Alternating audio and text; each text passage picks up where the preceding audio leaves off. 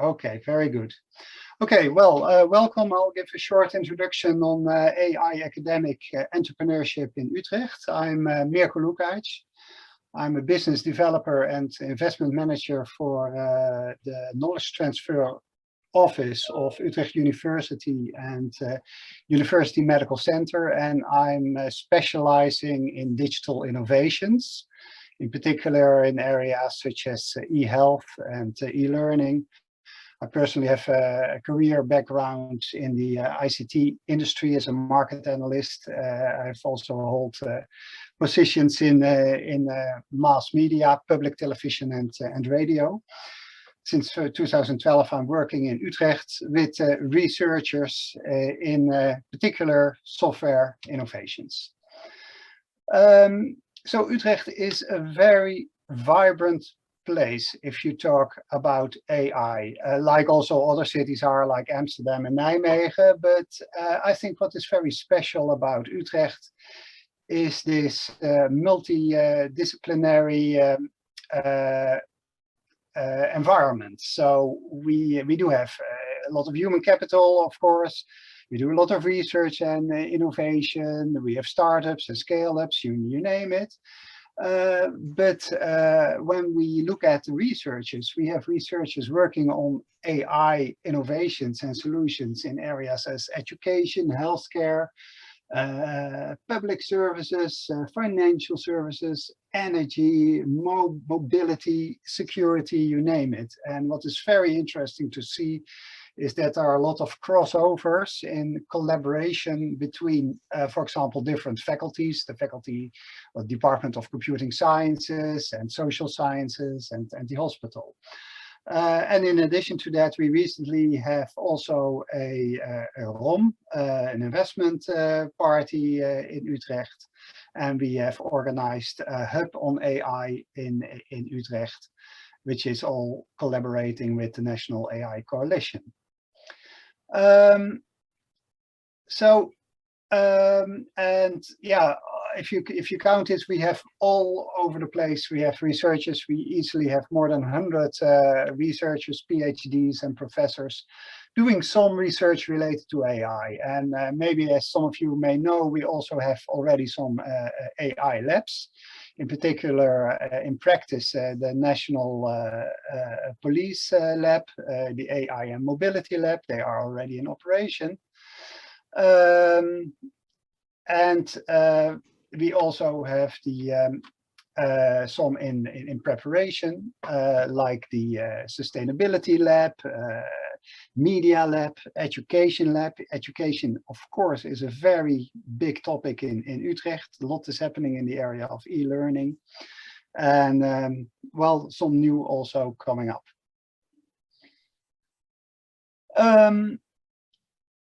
By the way, do you see that my screen is switching, my slides, as I talk?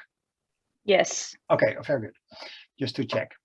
In addition to that, we were part of the consortium of the thematic technology transfer AI, together with, by the way, Nijmegen, together with Amsterdam, and together with Eindhoven, TU Eindhoven.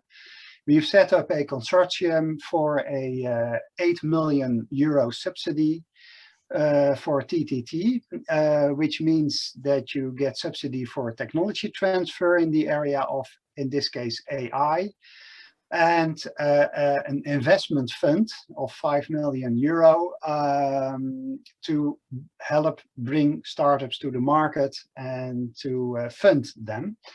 And this is a very broad coalition, so Utrecht is one of the lead players in this, but much of the schools for applied, universities of applied sciences, etc., are affiliated partners. And the whole idea is to use this ecosystem where this AI research is happening in all these cities, including Utrecht, to screen and scout really innovative entrepreneurial scientists who have new AI solutions, and help them to make the step to become a startup and to fund them. And the fund partner here is Lumo Labs from Eindhoven, that has quite a large fund to help AI startups. Please click on keep breakout rooms open, otherwise we will all be sent to the main room. So what should okay, yeah, that's not for me. Okay, so in Utrecht, the ecosystem is quite broad in terms of getting from research to market.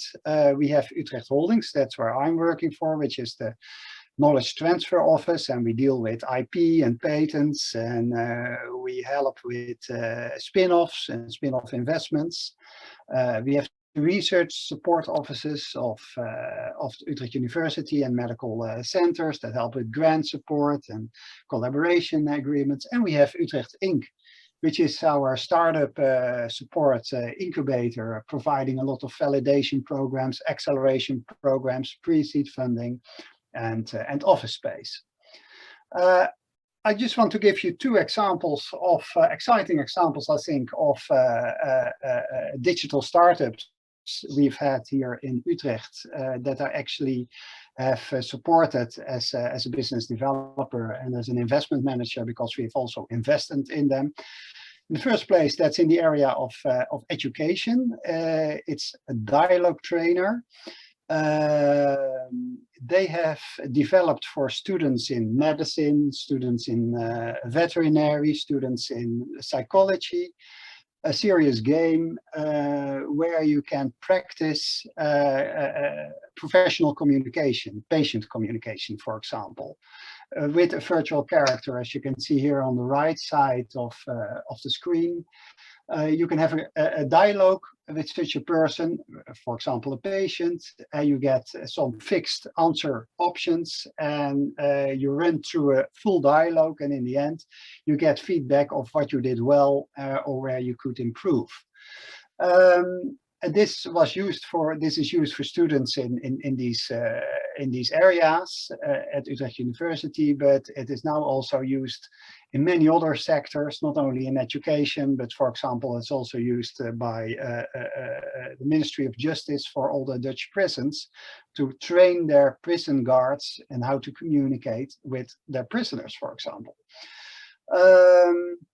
And a dialogue trainer is really investing in AI to improve their dialogue simulations, using thousands of playthroughs that they have with the users, the customers of the dialogue trainer solution. One of the very exciting examples is that they are now working on a new election advisor, stemwijzer in Dutch, together with the Free University in Amsterdam, for mentally impaired people, in such a way that you can ask open questions. So the serious game is now as such that you type in questions and you get prefixed answers. But this stemwijzer can also handle open questions to keep it very simple for mentally impaired people. And on the longer term, they're really investing in strategic improvement of open input, that you can really have this open conversation with a virtual character, and that it is much more flexible and adaptive in these and responsive in these simulations. So that's dialogue trainer. And another one is in the area of health and life sciences. We see a lot happening in the area of health with our university medical hospital, for example, in imaging. And here is a spin-off of Utrecht University and the hospital together, Core Life Analytics, who has a software solution for better data analytics for cell screening, which is a big practice every day in the hospital, but also for biotech laboratories. David Egan, in this case, is coming from the hospital, and Winand Omta was a PhD with computing sciences in Utrecht.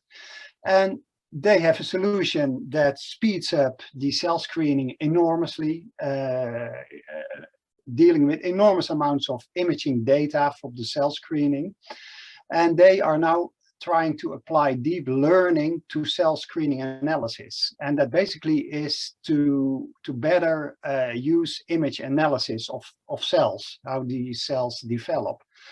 And to get to automatic reports that give biologists, laboratory employees a lot of insight. And interesting here is, and I think that's true for many startups and companies dealing with AI solutions, that it is very important to get access to good data, to good AI training data. So in this case, we can benefit from our multidisciplinary ecosystem in Utrecht, that we can work together with the hospital, for example. We also see crossovers between, for example, social sciences and computing sciences. So in Utrecht, we really want to facilitate also sharing data to develop AI solutions. So that gives you a very short introduction of the Utrecht AI ecosystem.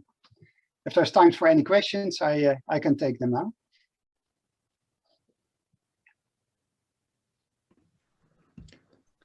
Thanks, Mirko. I haven't seen any questions in the chat. Of course, if anyone wants to ask a question, you could post it in the chat, and I'll read them, and I'll wrap up after the talks. So if there are any questions, please write so in the chat, and otherwise we'll move on to the presentation of Han Hoogeveen. And if time allows, after his presentation, we can also answer questions that came up about Mirko's presentation. Thanks a lot, Mirko. Okay. And Han and Roel, good luck on your presentation.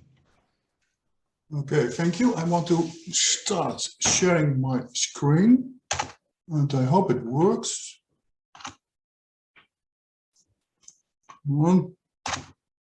Yes, it works. I'm not very familiar with Zoom. We always do everything here with Teams, but I hope it works. Welcome everybody. My name is Han Hoogeveen. I do this presentation together with Roel van den Broek. Roel van den Broek is working now at the NS mainly, and also he has a very small appointment with the UU. Roel did his PhD here, and he's going to say something about that later.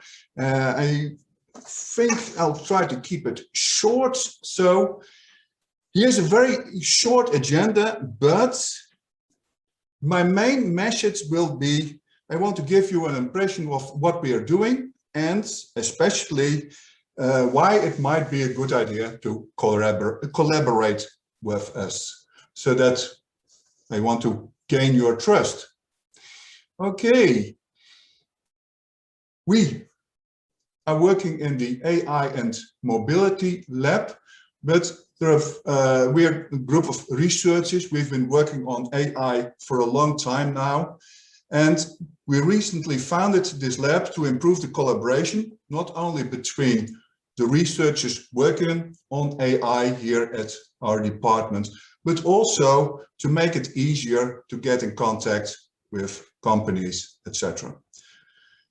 We recently asked for the ICAI status, and we got it, and that's why I'm here, of course. And we're working, and that's one of our unique selling points, we're working within the Department of Computer Science.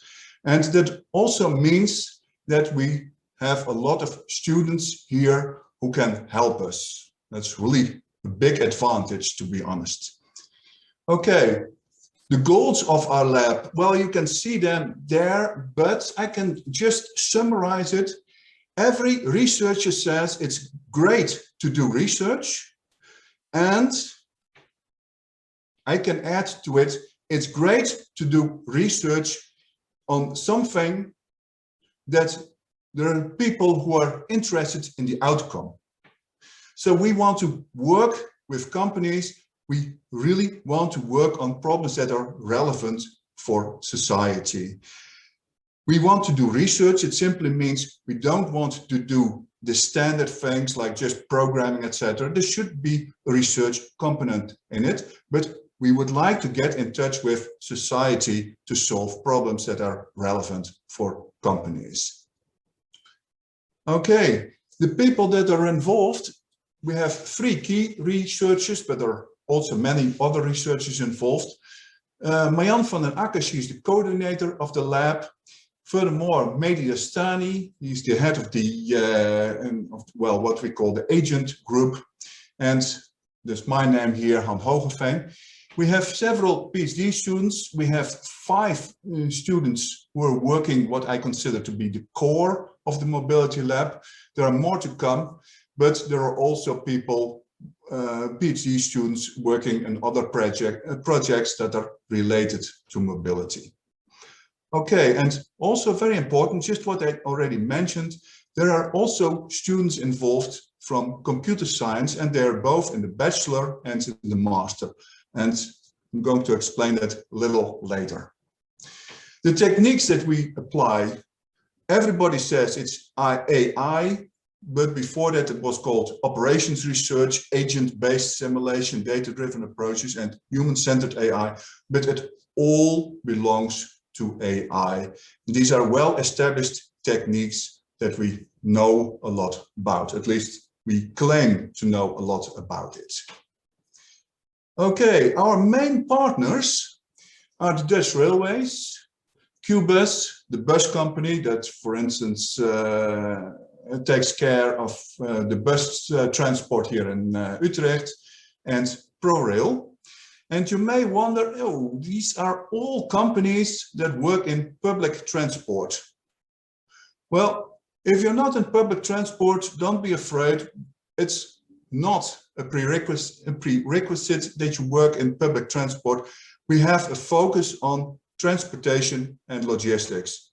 But if you want to transport a patient, for instance, within a hospital, you can also say that's transport. The problems are just the same, but well, then we have to deal with patients instead of parcels. But the principles remain the same. So everything within transport or something that is related to it or looks like it, we are interested in. Okay, some of our projects, and these are the projects on which PhD students are working, planning at service locations at the Dutch railroads.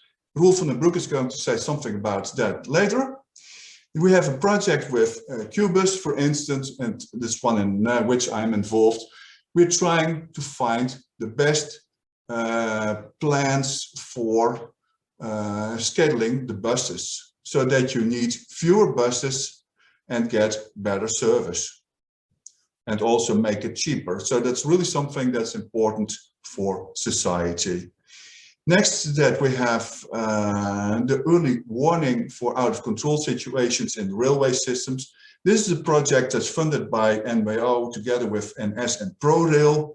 And if something really goes wrong in the railway situation, how can we deal with it? How can we then still get it back to normal, get things going again?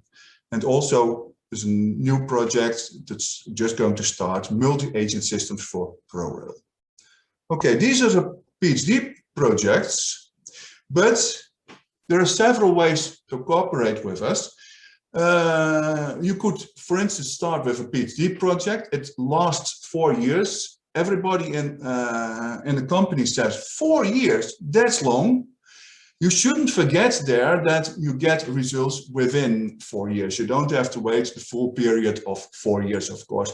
But then we have a real PhD students and you get the best, well, at least that we can offer for this amount of money. Next to it, we have the master thesis project. It lasts 8 months, and then a master student is going to do her thesis project at your company. And to just name a couple of PhD of master projects that I have guided the last couple of months. One was with Sanquin, that's a blood company, blood distribution. And there the problem was we should assign blood units to patients. How can we do that in the best way? And then this has to do with compatible bloods. Not every not every blood type can be transfused to every patient, etc. And there we have the standard A, B, and rhesus factor, but there are many more. And he did a great project there. And another PhD of another master thesis project was with Railforce One, and there the student planned the way to make the planning for the trains. Okay, and the last part is what we call the software project. It lasts 5 months, but then you get a group of 10 students. They're in the bachelor phase, but at the end of the bachelor, and they're going to do a project for your firm, for instance. And I think Roel is also going to mention this. Here, they typically do something like prototyping. So if you have an idea, you want to have it work, want to work it out, but you don't want to hire a software firm to do it for you, then they can do prototype to see if it's feasible. Okay, these are the ways you can cooperate with us. Of course, you can just ask questions, just send us an email, visit our website, and the website, you see the address here.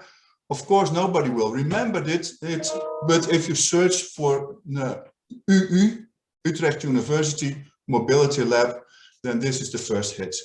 And you also can send mail to Marianne van den Akker, she's the coordinator, and you see her email address there, j.m.vandenakker@uu.nl, pronounced in Dutch. Okay, now I want to give the floor to Roel, and after that I'm available for questions. So Roel, please go ahead. Thank you, Han. If you could stop sharing your screen for 1 second, then I can hijack.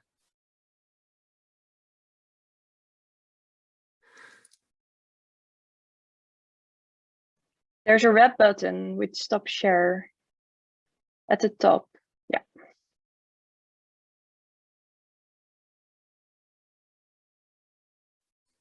Yes. Is this visible to all?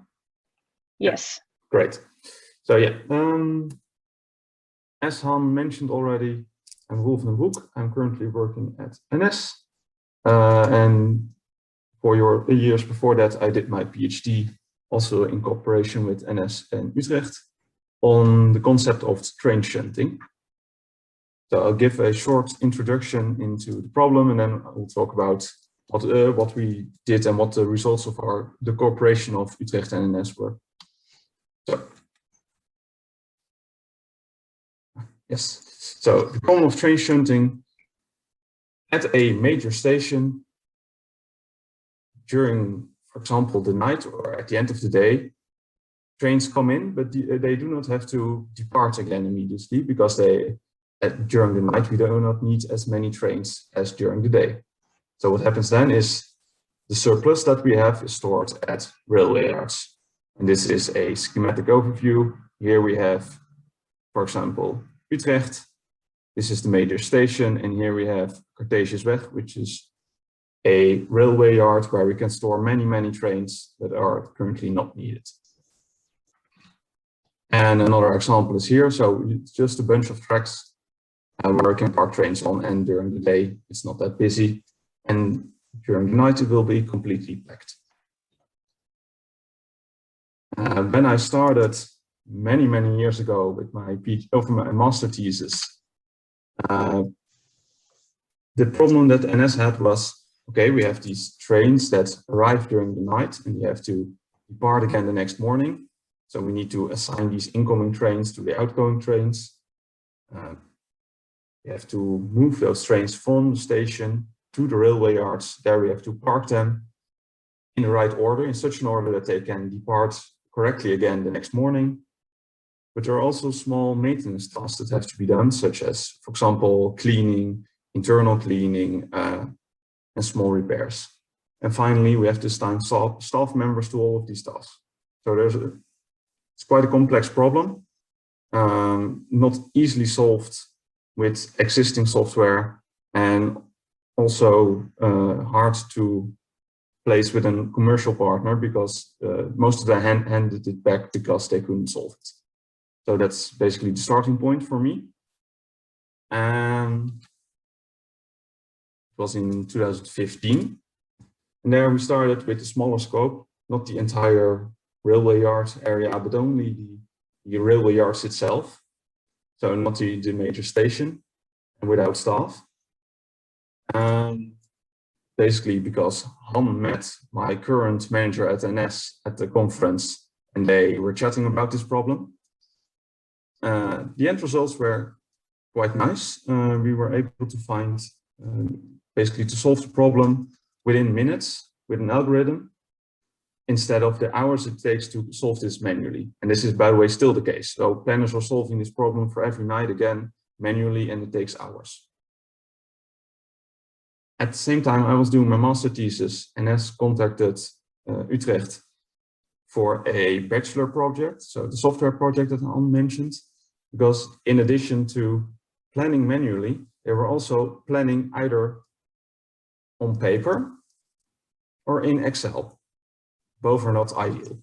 So the question was, can we create some prototype of a graphical user interface for the planners? And this group of bachelor students did really well. So after half a year, we had well, you see a screenshot of it here. An overview, planners could actually visualize these yards, plan in them, or at least visualize plans. That was the first stage, and all different kinds of views on the planning problem. So that was a big step forward, and also very useful for me, because now I have a way to show planners the results of my algorithm, because that's crucial. If you want to convince someone that what you're doing is good, you need to have a way to visualize it. Well, because these two projects were quite successful, NS offered me to fund my PhD position. I continued working for the next 4 years on related topics such as robustness in planning. We extended the scope from a single railway yard to the complete hub, so the major stations. And we also had a few master projects, one on staff assignments and one on rescheduling in the case of disturbances.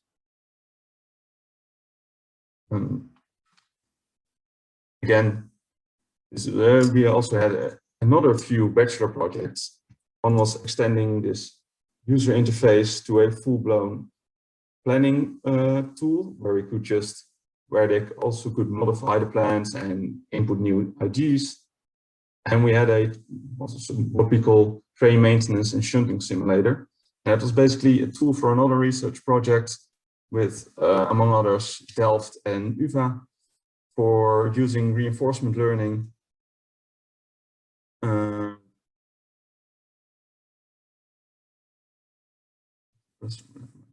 how much time do we have? Well, never mind. For reinforcement.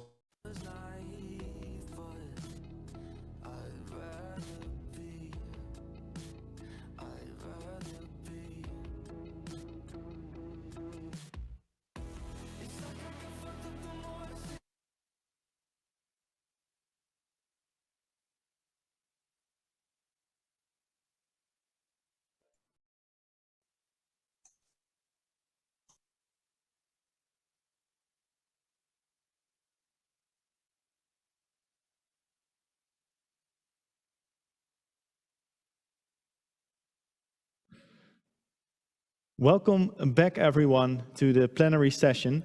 We have a 5-minute break coming up. Afterwards, I have an interesting talk show coming up here in the plenary session. And afterwards, we go into new breakout rooms. If you hear this message and you think we can do it better than the first time, dividing into 3 different breakout groups, you can already submit the city of your choice in the chat right now so that we can speed up the process of going into 3 different breakout groups. Be aware that now the cities are not Utrecht, Amsterdam and Nijmegen. The new cities are Wageningen, Delft and Eindhoven. I repeat, Wageningen, Delft, and Eindhoven. You can also abbreviate it W, D, and E. As long as we know which city has your preference, then you can visit the lab in the second breakout room after the talk show. First things first 5-minute break. See you back here in 5 minutes.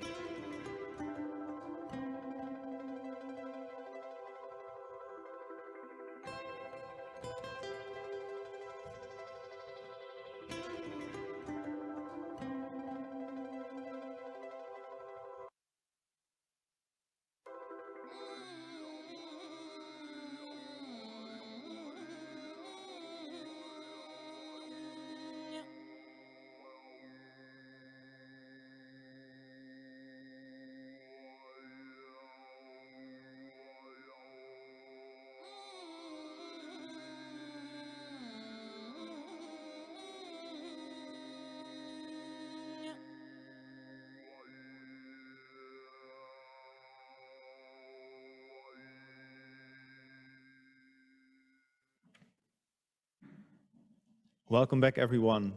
We continue now with the talk show on AI and innovation with 3 panelists, 1 live here at the table in 's-Hertogenbosch and 2 digitally remote and at the same time here with us on the screen. With me here in Den Bosch is Rina Joosten. She is the co-founder and CEO of Seedlink Technologies. Rina, welcome. Thank you. Could you briefly explain what is the link between Seedlink Technologies, what do they do, and what is the link with AI and innovation? Yeah, so Seedlink develops deep learning algorithms that can analyze natural language and predict, based on a very simple interview, how likely someone is fitting a certain job or certain company culture. All right. That is very brief and easy explanation. Even I can follow it. Yeah. And it means probably that the chance of an onboarding process being successful is higher once you do this analysis. Yes, I think it should be much better than using a CV or information in a CV, modeling information from a CV or an unstructured interview. Yeah, that's so old-fashioned. It's very old-fashioned, yes. All right. We continue also to introduce the guests that are joining us remote. Koen Arns, he is the founder and CEO of BlueTick. Koen, can you hear us loud and clear? I do, thank you. Great. I can also see you on the screen multiple times. Yes, now I see you once. That's enough. What is BlueTick doing exactly when it comes to AI and innovation? Can you briefly explain to the viewers? Of course. So with BlueTick, we basically create search technology that actually is able to think along with the end user. So we track the behavior of user of our platform, and we use this behavior to suggest documents that actually fit within the search query of this person. So it's a bit like the techniques that Netflix uses to also suggest movies and series. We also do this, but then with textual documents. Okay, sounds intriguing. And what kind of textual documents should I think of? So to start, we focus on the legal industry, where we focus on legal precedents and legal articles. But this is just a starter, and our ambitions are way bigger than this. But this is where we started our journey. Okay, the sky is the limit, I understand. Of course, as is with AI. And also joining us here is Maurice van Tilburg. You are the Director Access to Capital from TechLeap. Could you also tell us what TechLeap is doing with regards to AI and innovation? Yeah, hi, I hope you can see me actually. I see a black box here on my side. Does that work? I can hear you, but I cannot see you yet. But I'm quite sure this can be solved. Okay, well, I'll solve that later. Maybe AI can help simulate my face. So TechLeap is a foundation in the Netherlands that does, on the one hand, a lot of data research on the evolution of and the bottlenecks that startups face. And at the same time, we try to stimulate and plan interventions and connect the ecosystem in a better way. And for example, currently we are studying the AI ecosystem, and we plan to launch a report the coming week around the status of AI in the Netherlands, and also compared to Europe and other parts of the world. Okay, thank you very much. And how long have you been with TechLeap this far? I've been a bit more than a year. I'm actually the director capital, and since some months I'm also managing director of TechLeap. Before that, I was the CEO of the Amsterdam Stock Exchange, so some people might know me from there. But now focusing really on the startup ecosystem and make sure we organize also enough capital for these companies to scale, for example. And eventually also to get AI companies also to the Amsterdam exchange, and then the circle is complete. Exactly. Yeah. All right. Good. We ask all of you a few questions that are related to AI and innovation, and I start here in the studio with Rina. What is the relation or confrontation with academia and the startup world when it comes to AI? You mean confrontation or collaboration? It depends. What do you see? Well, we definitely collaborate, and it's very important, I think, if you work on the forefront of innovation, that as scientists, we leverage, of course, knowledge that is out there, and we can also offer large data sets that are interesting, I think, also for research purposes. So we've already, since the beginning of our company, collaborated with leading professors in this area globally. They sit in our scientific board, so they're a large part of what we do, and we collaborate on research. They help us to sometimes outline difficulties, or we outline challenges where they can help us with. So for us, it's a big an important element of our company. And do you have one example of one specific professor or person that helped you with a specific aspect of your business, for instance? Yeah, well, we work, for example, in the area of computational linguistics. We're very happy with the support of Professor Dalemans from Antwerp University. We work with Gert-Jan Hofstede, whose father was actually doing this famous research on organizational culture. At IBM, yeah. Yeah, at IBM. So we're building upon their research and taking that a step further, yeah. All right. Koen, how is that for you? How do you collaborate, or do you confrontate academics? And perhaps there's also cooperation. Yeah, so to start, we have to be realistic. We are quite an early stage startup still. So at this moment, we mostly are consumers of academic research. But I actually just talked to my CEO or CTO about this topic. And we are planning to give back to also the world of research what we discover. Because at this moment, we mainly use the most recent natural language processing techniques, and we apply them in the legal domain. So in this area of application, we find some really interesting results. So we are planning to give back to the research industry in the future. But for now, we are mainly consumers. All right, and you are actually a spin-off, you not personally, but the company is a spin-off from the JADS playground. So does that mean that you still have ties to JADS?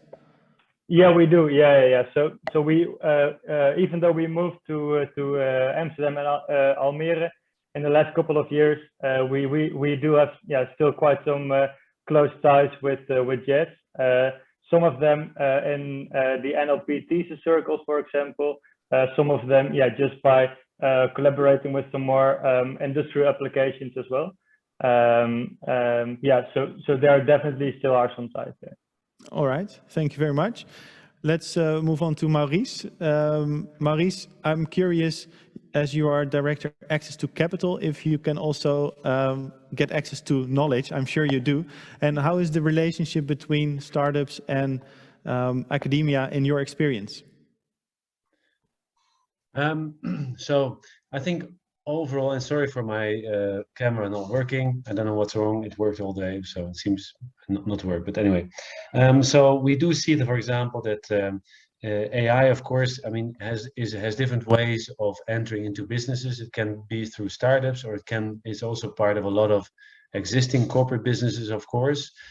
We do see that overall, I mean, some things go well, so there's clear growth in the amount of startups with AI, and also the ones that take it as a core technology and some more as a side technology of what they do. We do see, for example, that in Europe, the total amount invested is larger than before. It's 8% invested of investment goes to AI type of companies, while 10% of the overall startups actually involve AI. So it's a bit lower than the ratio of startups. At the same time, there is good funding, and the most difficult funding is actually in the areas of where it is more connected to deep tech. So if it's really software-based AI, then generally funding is easier than when it's linked to deep tech. And I think the negative is that, for example, in EU, it's massively growing the funding, but in the Netherlands, it's a bit stagnating. So that's something we definitely need to work on. Make sure there's more money made available for AI startups in the Netherlands. And Maurice, maybe it's not a true dilemma, but suppose you want to get access to capital or to funding. Would you rather be a startup or a scientist? What is easier? Well, I think there's a clear thing that we see is that there's a lot of actually the Netherlands, for example, is very good in research and IP and these sort of things, but bringing it to market is still a bit of a challenge. So how do we combine these theoretical academic insights with the insights to actually run a business and also at some point scale? And I think that's something where we really hope that also other business areas and businesses can help with bringing in more of that knowledge. So in that sense, I'm rather a founder than an academic only, because at least as a founder, I can think about bringing everything I do and make impact in the marketplace. But maybe that's a bit of a luxurious position to be in at the moment. I'm quite sure it is. At the same time, you mentioned the word impact. I would like to take that as a theme also to Rina. When it comes to startups, they're looking, of course, for funding and for knowledge, but eventually this all should also create impact on, for instance, society. Do you see a shift from a focus on funding to a focus on societal impact? Well, you need both, I think. So you need to have, at least, I mean, being an entrepreneur for quite a while now, I mean, it's not always sunny, right? The only way to really also keep going is if you have a certain goal, like a certain vision in mind, the impact that you want to create. But at the same time, like Maurice was outlining, you need to make sure that you actually create impact. And if you want to accelerate impact, you need funding. So you need actually both, I think, to continue to be successful and to keep going. And what is the societal impact of Seedlink in a very bright and sunny scenario? Well, I think the reason why I was one of the founders, we started a company, was because we see a lot of bias in human decision making. So how could we help with new technology to help people give them information on which they can base fairer decision making about other people? So we've seen now, I mean, across the board at our clients that, for example, they have increased the diversity of their hiring by 33% compared to previous years. So we see a large impact on what we're doing, but that was also the starting point. Yeah, I see. All right. Thank you very much for this example. It makes it very clear. Koen, when it comes to the legal text, that's your starting point, of course. What impact do you have in mind when it comes to societal impact? So BlueTick is basically founded by the means of solving a super specific problem, being that at this moment, lawyers cannot access many legal precedents because the current search alternatives are only based on keywords. So a lawyer is forced to translate their complex search question into just a couple of keywords, which actually leaves quite a big pile of data and relevant legal documents unable to be found. So yeah, you can translate this to us improving the access to justice in that case. Okay, so we have the justice and diversity here, the access to justice. Maurice, we can now see you. That is a nice bonus. Also for you, the question, how does TechLeap contribute to societal impact with the support that you provide for the ecosystem? I think it's not per se only through AI. I mean, we have several themes where we actually focus, and what we've seen, for example, in funding, the funding challenges vary very much per sector. So life science faces different issues than fintech or enterprise software. So I think what we've done last year, for example, was one theme around flattening the climate curve, where we actually invited everyone that contributes to that theme, and we actually brought a lot of investors together and to see actually together with the Dutch government and the Dutch funds how we can make more money structurally available. And of course, I mean, some of those, almost in every segment that we look, AI is there. I mean, if you look at energy, for example, it's not maybe the generation of energy, but the whole idea of storing and routing and efficiently transporting is definitely an area where AI plays a big role. So definitely is something where impact for us and applying technology to make a better world is a key thing. But it's difficult to always directly connect it to AI, but AI plays a large role in several important industries like fintech, making wealth available to many people. I think that's where AI can also play a role. In health, of course, where we see other bottlenecks arising with the access to data, where there might be a struggle for startups to get access to the right data. But also in the area of fintech, for example, and even food, there's a lot of AI actually involved. So I think in that sense, for TechLeap, it's really, we always make sure that we push themes that make a clear impact, and then often AI will be part of that. All right, Maurice, we stick with you for a moment, and then we reverse to via Koen to Rina with the final question. Unfortunately, because of the lack of time, it would be the question of internationalization. Of course, ICAI is very much Dutch-based and tries to create this Dutch ecosystem. What is the role between this Dutch ecosystem and the international community? Yeah. I think that the great thing about Holland is so small that I think every startup needs to think international. So the Dutch market in itself as a market to sell your product can only maybe be a first step, but shouldn't be your horizon. So I think in that sense, thinking international is important. At the same time, I think it's important for companies actually to think like, okay, where's my logical next market? Does it, for some, it makes sense to pick like a Holland-like next market in Europe, because it's an easier step in terms of regulation and the understanding. And for some really like software type of companies with a clear business model may make a leap directly to the US in terms of market. So I think this is something where also TechLeap has a program like Go Global, where we advise people and bring founders in connection with other founders internationally, for example, and also help with selecting what's their best market. I think that's quite key and sometimes quite tricky for entrepreneurs, and sometimes they're too quick, and then you burn a lot of energy, especially when you start too quick in the US. You end up paying heavily for this in burn rate and not making the right results. All right, thank you. Koen, what is your take on this question of internationalization? So I partly agree with Maurice, saying that it's important to aim big, aim high. Especially when pitching our business to investors, yeah, of course they'll want to hear sort of the big story of yeah, what our ultimate goal is. But on the other hand, I do really see the importance of starting small and knowing your customer like extremely well. And in our case, we did it in the Netherlands, and yeah, at this moment, yeah, we do know our Dutch customers, yeah, fairly good actually. So at this moment, we also start to explore possibilities for other countries. But I do think it's really important to start small, and in our case, start locally as well. Okay, so if I summarize, think big, start small.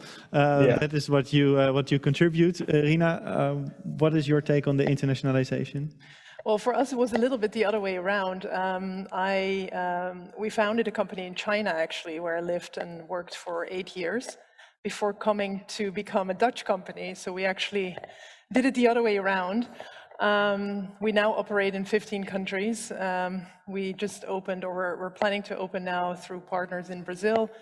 So we already think and execute actually quite globally. But of course, that takes a lot of efforts, right? Especially if you look to the science side again, if you have to build up data sets, especially if you deal with language like we do, you have to build up corpus, like language data in different languages with different labels. So it does take planning, it does take a lot of efforts to actually do that if you want to be a global company, and that's always what we intended to do. All right. Yeah, well, it takes effort. It takes also, it is good to think big and to start small. That is the summary of this brief discussion, this talk show that we had. Thank you very much for your contributions, Koen, Maurice, and Rina. I hope to talk to you again one other occasion. For now, it's time that we move to the next breakout sessions because they start in less than a minute. You all probably put in the chat which city you chose. It could be either Wageningen this round, Delft, or Eindhoven. And our Zoom moderators will make sure that you end up in the city of your choice. After half an hour, I welcome you back here in the chapel in 's-Hertogenbosch. There's no choice there. See you back in half an hour and enjoy your breakout rooms.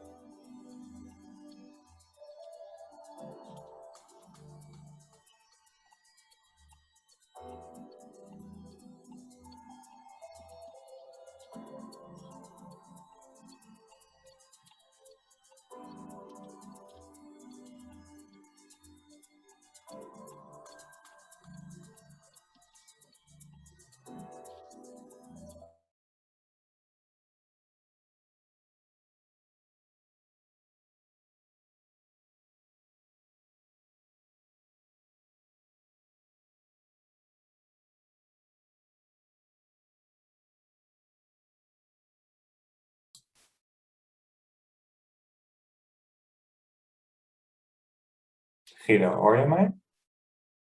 Ik hoor je niet zeker, maar... Ik vraag me even af dat iemand mij de co-host kan maken. Dus dan, tenminste, ik weet niet of ik nu... Of dat heel Als het goed is, ben je ook co-host.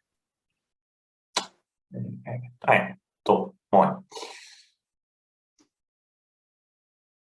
Has everyone been divided over the rooms or should we wait? Because I see some people being unassigned yet. Yes, I think they are still busy with it, but it can take a few minutes. So I'm not sure how many time we have. So maybe you can just start and then people are still coming in. All right.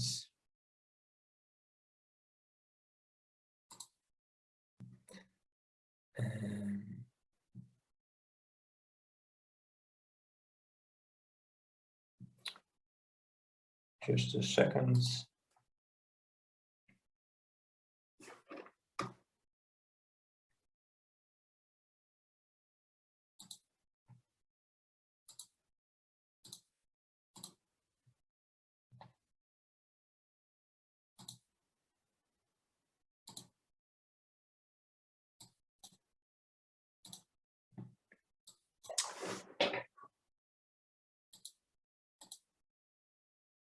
If I'm correct, everyone can see my screen now. Yes. All right, perfect. So welcome everyone to the Wageningen session. First of all, I will tell something about the AI for Agro Food Lab, and afterwards Guido Kamps will tell something about the Precision Nutrition and Health Lab. We will both take around 10 to 15 minutes. I will really urge you to, if you have questions in between, just, I think you can unmute and just shout. I prefer that over a very static presentation. So if you have any questions, just please stop me in the meantime. All right. So who is behind the lab? The scientific director here is Peter Kurgam, and I'm the lab manager for this lab. A bit of the background of the problem of what we're trying to solve. In essence, farming has to change, and this has a lot of different reasons. I'm not going into depth to all of these right now, but I think you can imagine from the discussions lately what these can be. So the nitrogen issue, too much water, too dry, but you can even see it with the boeren on the Malieveld that there are challenges we are facing. So these can be summarized as trying to strive for optimum efficiency. So with farming, we want to have the optimum efficiency, and you get this paradigm more or less. That you get monoculture, everything gets bigger, larger, optimized for cheap and predictable food production, which means larger machines, high inputs, but also high overall losses, and a relatively simple technology. So even in the Netherlands, where the Netherlands is relatively small, it's still the same issue. So a lot of monoculture and a lot of big homogeneous species in cattle, but also on lands. So the current approach here to trying to tackle that is that we're looking into precision agriculture, amongst others. But and within precision agriculture, we see several different things. But most of them, I will not go into all of these points here on the screen, are really about sensing and reacting technologies. So reacting to the current situation and optimizing for the current time and space. So like saying nutrients, water, and weeding, all optimizing for the current situation.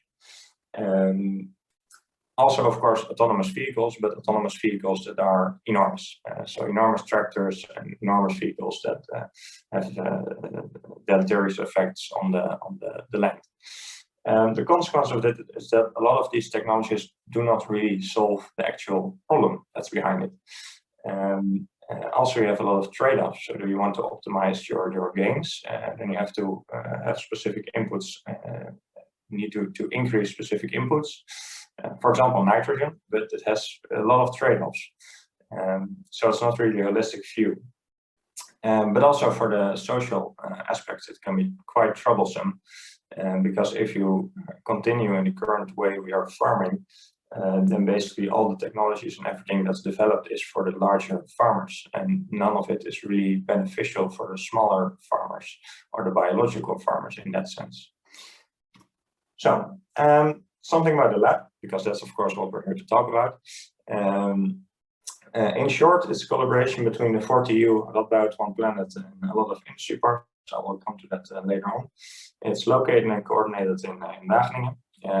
It's officially the project has started, but the kickoff, because we want to have the physical kickoff, will be is planned somewhere in June. So there aren't a lot of results yet, but I can tell you, of course, what the plan is. What we're doing is it's about the system change for a new ecology-based and resource-efficient growth with high-tech in agriculture. Within this lab, we work on several different topics. These are 3 topics that we have identified for this lab, which is smart crop and animal sensing, intelligent control and decision-making, and robotic handling. In these topics, there work 8 PhD, 2 postdocs, and 5 PDNs, again, distributed among the various partners. The partners, as I said, there are quite a lot of industry partners, most of them represented by One Planet, but here you get an overview. I'm not sure, by the way, if the slides will be available to you afterwards, but I believe it will be recorded to Zoom. So if you want to, you can also find them on the website. So if you want to see more in detail what all of these parties do, you can find it over there. So it's a rather large consortium in that sense, maybe a little bit different from the current labs that are running, but very interesting nonetheless. What we want to do with this lab is go from this image that I just showed you to a new paradigm. So with this, we want to have more diverse production with complex interactions. So no, not large solutions, but smaller ones that really fit the situation, taking into account ecology and also biodiversity, for example. So this means intelligent, small scale, more supporting technology. For example, like the robots you see on the right corner. Leading also to changing market dynamics. So we get a lot of different, different aspects so you will not have, basically, you will not have monoculture, but you have various different culture, strokenteelt, like we say in Dutch. And it has a lot of interesting aspects. The topic itself, because I can imagine some of you will be very interested in the technical aspect here.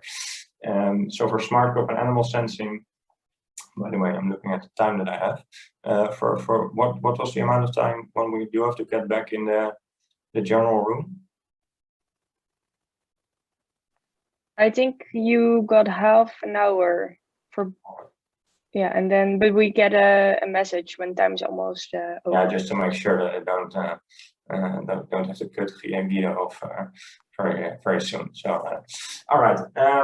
So smart crop and animal sensing, it also gave you some time to read what's on the slide, because I'm not going to read it all to you. But in essence, smart crop and animal sensing,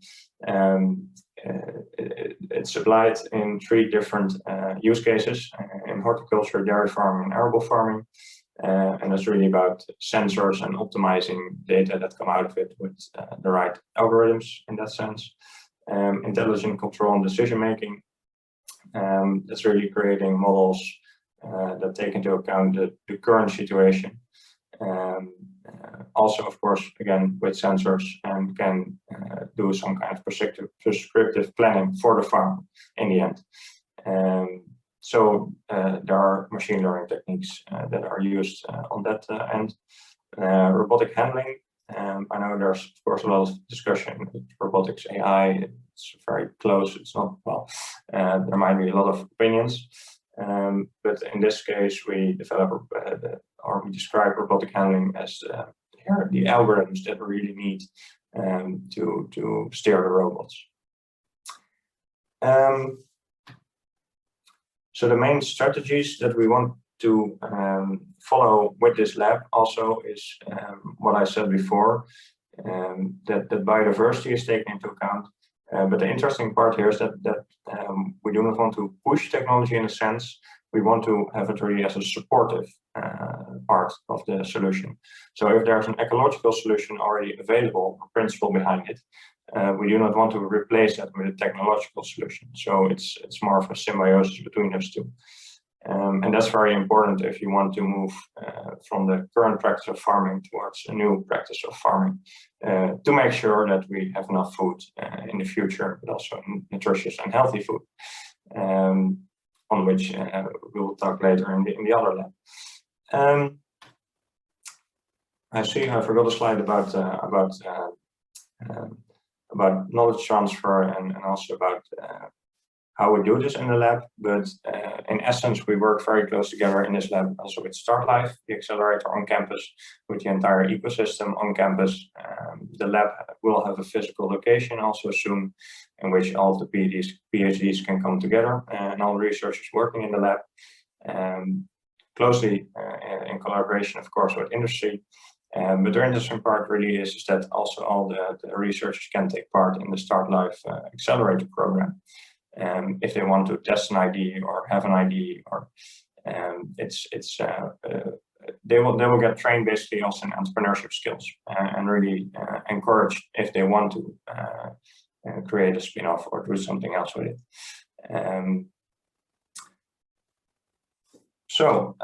Here you find a link. There's more information there.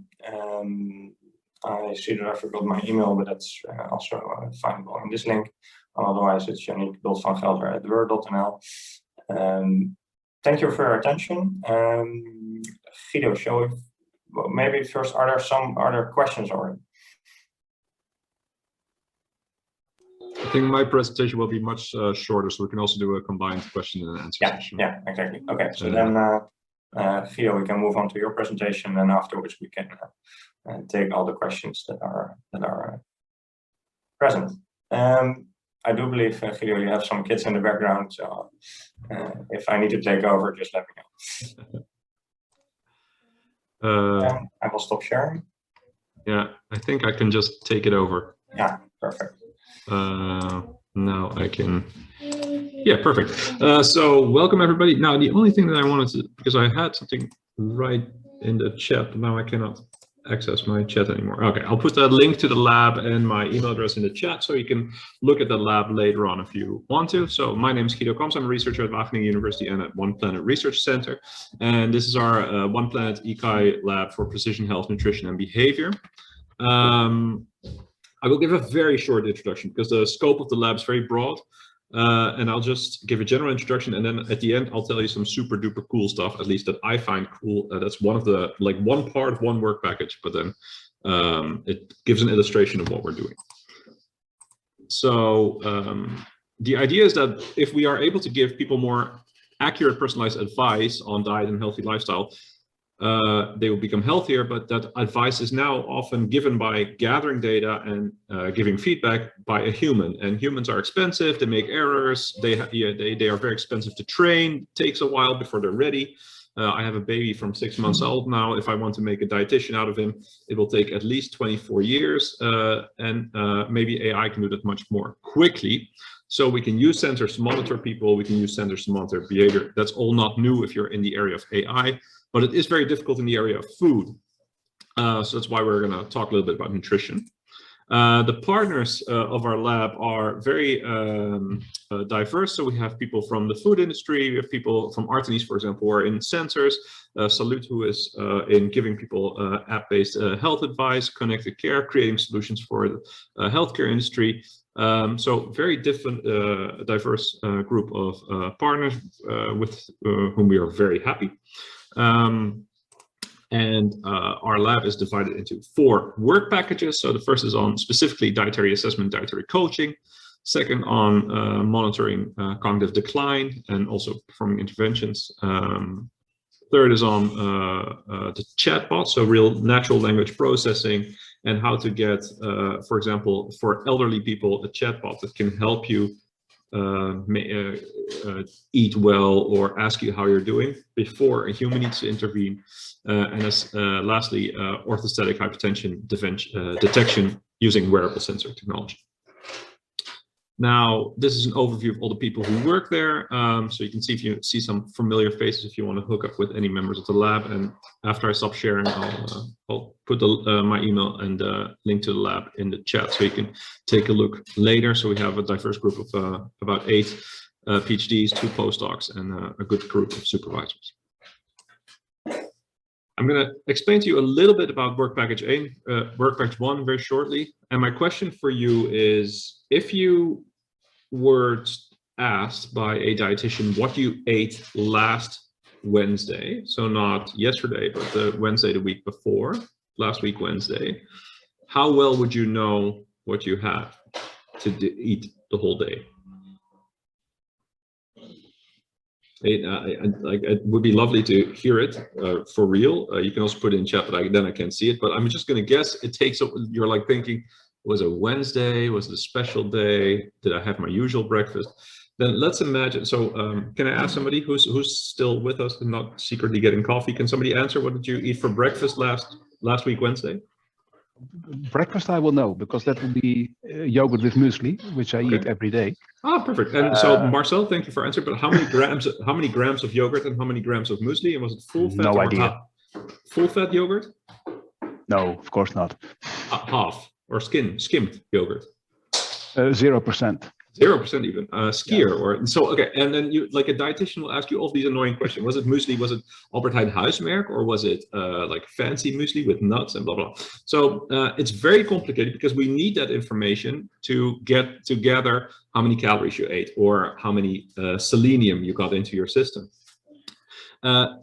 It is quite scary, I feel, to think that all the nutrition advice we give in the world is based on studies that use this method on what people eat. So the next time you read a nu.nl article on nuts are healthy because they prevent Alzheimer's or whatever, think about it, that it's all based on how well Marcel remembers whether there are nuts in his muesli or not.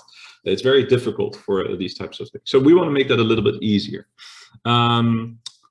And the way in which we're doing that is, so here in general, food intake is associated with all of these very beneficial and important points, not only for healthy people, but also for people in care situations or in hospitals. But we actually don't know what people are consuming, even if you serve it to them. So interestingly enough, in for example, a care situation, the person here in the blue apron is not a nurse. She is she's in most hospitals, she is from the food service staff, which means she has no medical training, or at least very little medical training. And she's also not watching whether participants actually eat what they are being served. So we have no clue what these people are eating. Now, one of the solutions we're having in our ICAI lab is using a smart tray. So you can see the system at the top right, and it's a dining tray which has all these smart sensors in it, and it can actually record what you're eating in real time. And on the right bottom, you'll see the graph of the weight changes, so you can see what is on the plate and how quickly bites are taken and are consumed.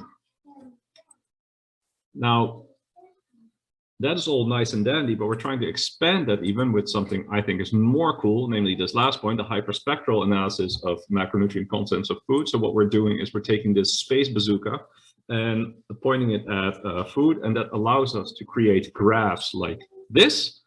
And this actually, even if you do not believe it, with some machine learning magic, will allow us to calculate macronutrient content, so fats, protein, water content, fiber content of the things that are on your plate. Now, that's all not done yet, but that is the sort of stuff that we are developing so that we can monitor what's on your plate. Now, if we combine that with AI on how you're chewing, so here you see my face with some blue dots, so we can track your mouth and see what's happening. So we can, for example, see whether you're taking a bite or chewing.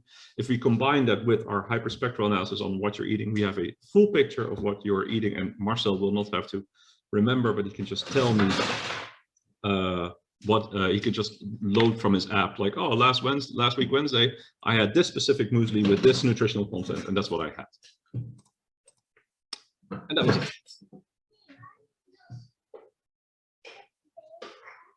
Now I'm going to see if I can stop sharing. Yeah, stop sharing. So the links in the chat, my email's in the chat, and let's hear questions for both labs, please. And then I'll mute so you don't have to hear my kids anymore.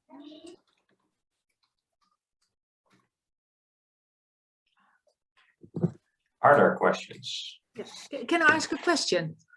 Of course. Yes, it is something that I also noticed in the presentation of Yannick, and also from Guido. Who is going to decide what is healthy for you, or what is the best ecological approach for farming? There are also different theories about it, and I don't think people disagree on it. So how do you agree what is you have to choose? Or are you going to implement all the different theories? How are you going to deal with it? I can answer that for my part, and then Yannick can think about his answer. Think about my answer. So the joke I always make, because I myself am not a dietitian, is that if you ask 5 dietitians what is healthy, you'll get 6 answers. Yeah. My response to that it's going to be a little bit of a letdown, because I wish I could just tell you have to eat this, but it all starts with getting better data. So even if you want to know what is healthy, we need better data, but also if you want to give people feedback, whatever paradigm you subscribe to on health, if you want to maintain that paradigm, that eating paradigm, then you need feedback, you need data. So I'm more interested in gathering better data than fighting with vegans over whether or not we should be eating meat. So that is going to be my very simple answer. Okay. Thank you, Gina. I had some time to think about my answer. It's sort of similar. The only perhaps main difference is that you can have some kind of image in a very regional area. So you can say for this very, very small specific area, we think this type of farming might work best. Of course, you still have a lot of different variations, but I think it really comes down to a solution like that. And then reaching some kind of consensus among what's best for that specific regional area. Of course, for this lab right now, we're looking for the situation in the Netherlands, which might be or will be probably completely different if you calculate or make an analysis of a farming system that should work in Spain, for example. But yeah, even within the Netherlands, it's difficult. So it basically comes down to talking with a lot of experts and finding some kind of consensus. Okay, thank you. Yeah, and one thing I can add in the chatbot line of research is that for example, the elderly, the issue is mostly that they're eating too little. They're eating too little protein, but they're eating too little overall. So then it's nice to have non-personal interventions so that they remember to eat. And that is obviously not dependent on what specific diet paradigm you're invested in. Yeah. Okay. Well, Guido, when you were asking me about my food on Wednesday morning, so I can imagine that I have a high spectral camera on my phone, and I would make a picture of what I'm eating.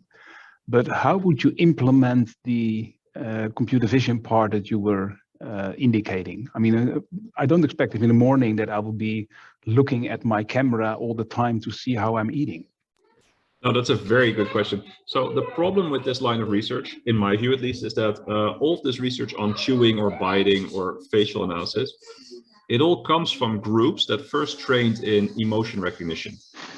And because they wanted to do emotion recognition, they needed a full frontal camera. And you can imagine you're not eating very comfortably if you have a camera like this. No. So we're actually, and so all the models I've seen that are AI based are based on models like this. So what we're currently doing, super secret, so don't tell anybody, is we're moving the camera to like a side oblique angle, so I can decide it from like the movement of the jaw, which alleviates all the issues with privacy, because I can apply a filter so that I don't even see the face anymore. I just see movement of an edge. And nobody's doing that really. And I feel like that is a possible solution in real life, because with edge computing, but also with ubiquitous sensing or a phone lying on the table, we can then have you enjoy your breakfast and not have the feeling, at least, that you're being videotaped. Yeah. So it's not going to solve all the issues, but we're looking at it from that perspective. And apologies that I abused you as an example. No problem, no problem.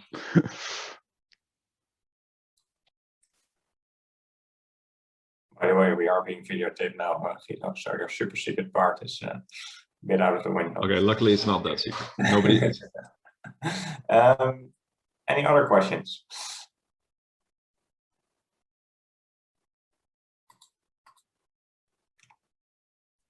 We can also suggest, because I discussed this with the organization beforehand on Monday, we are allowed to just give you 5 minutes to get a cup of coffee before you go back to the main room. So we don't have to fill up the time. So if everybody's happy with the answers, then we can just take a 5-minute break, stretch your legs, get a cup of coffee, and we'll see you in the main room. Is that okay?